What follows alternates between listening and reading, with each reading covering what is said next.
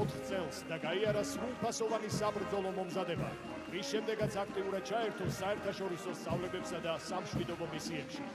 ბატალიონი მონაწილეობდა 2008 წლის რუსეთ-საქართველოს ომში, სადაც ბრძოლის ველზე გმირულად დაეცა ბატალიონის 3 სამხედრო მოსამსახური.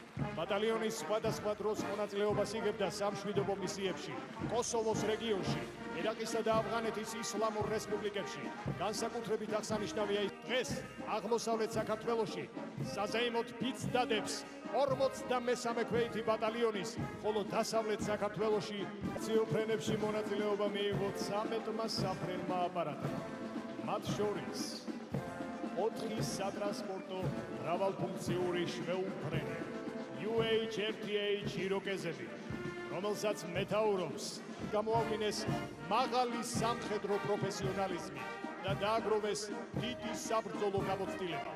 მივესალმები საქართველოს პრეზიდენტს, საქართველოს პარლამენტის თავმჯდომარეს, საკონსტიტუციო და უზენაესი სასამართლოების თავმჯდომარეებს, კონსტიტუციური ორგანოების ხელმძღვანელებს. თავს გამუდმებით უნდა შევახსენოთ, რომ საქართველოს დამოუკიდებლობისა და თავისუფლებისთვის ბრძოლა მუდმივი პროცესია და ის დღესაც გრძელდება.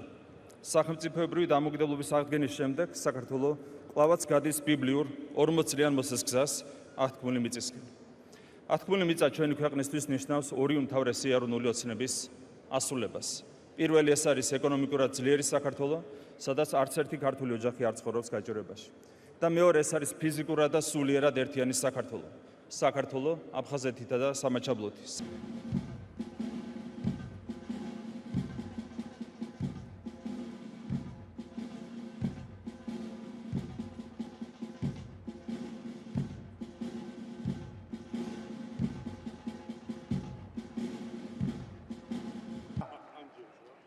სამხედრო ფიცის დადება შეუდექით.